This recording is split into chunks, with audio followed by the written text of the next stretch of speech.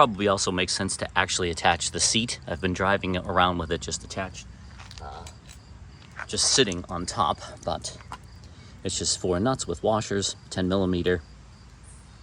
So let me get those on. That'll be a little better for safety. And then we can take it for a spin. To get to these front ones, you do need to take the, there's a cover, decorative sort of cover piece here. You need to get that removed in order to access these front two, but the back two are easily reached.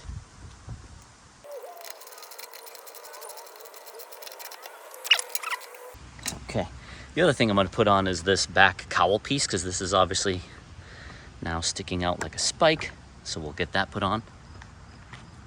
I guess you could store things in here, sort of. I don't know.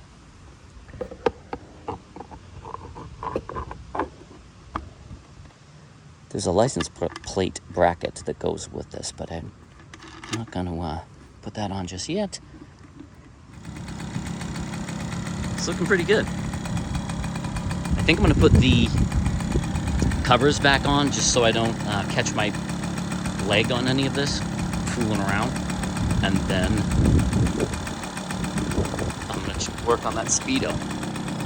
It's hard to tell if the light is actually working. Or maybe I'll pull it in the garage and see. Okay, anyway, progress. Just going to put on some of the rest of these covers and things. Next, let's get our covers.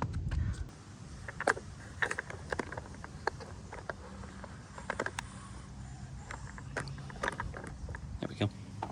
Yeah, I think one of these was missing the hardware last time. These just kind of slip. I think they slip like above and then down, if I remember correctly. Yeah, there we go. Like that. Should clean this hardware up. It just, clean hardware really does just look nice. And fit in here okay. Good, and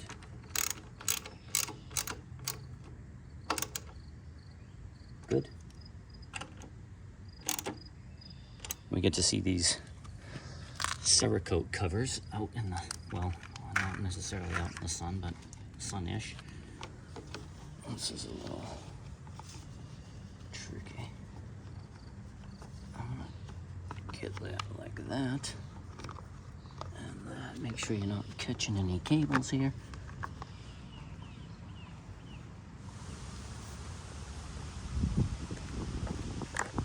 Here's a somewhat interesting situation I have to decide.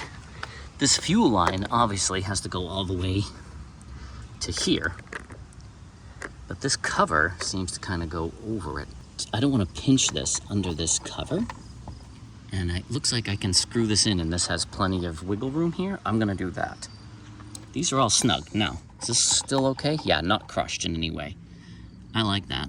I like that better, actually. And I don't even know that I'm going to, this was like zip tied into here, but I don't even know that I need to do that. And then, let's just pan back for a second.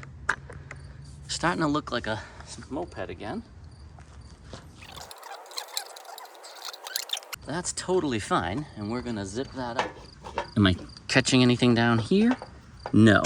Am I catching anything in here? I'm looking with my face. No. This is in its spot. This is almost in its spot. I can feel with my finger here that there's enough slack where that can wiggle around okay. I can even just, yeah, move it from this side and it's wiggling fine. You can see it wiggling in there.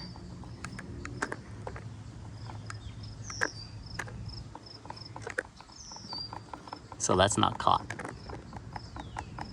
Good. Okay. Let's take a step back and behold some of our handiwork here. And then take it for one more spin before the rain comes, which is imminent. Not too shabby, huh?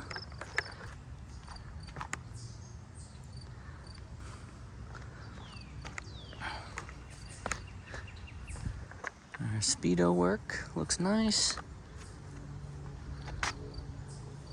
The rest of this came back together pretty nice. Okay, the more important and more fun part is getting on it. So that's what I'm gonna do.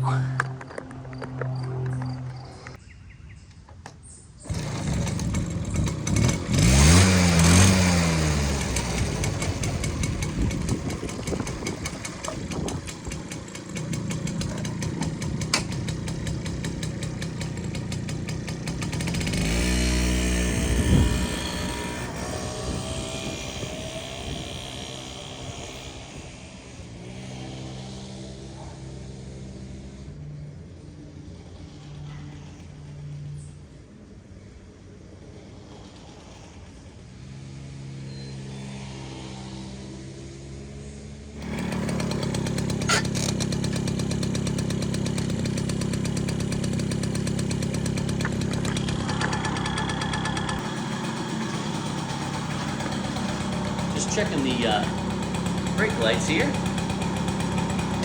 That works. That works. Headlight works, and the speedometer light is working. I'm excited. All right, I'm going for another ride. I would say great success. It's looking really cool. Everything's working as it should, except for the speedometer. But, you know, who needs that? But, you know, brake's good, runs good. There was a dead spot in the acceleration kind of in the middle, but now that I've been sort of running it, it's definitely a lot smoother. And, yeah, I mean, I really can't complain for free.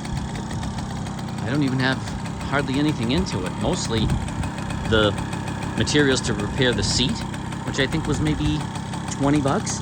The speedometer was 35. Yeah, that's it.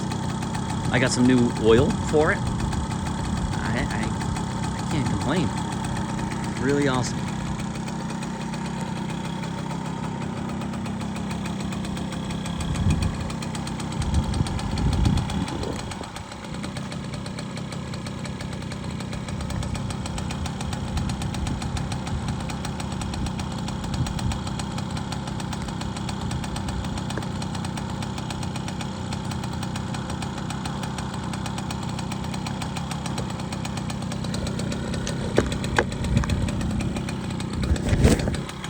Getting pollen on everything.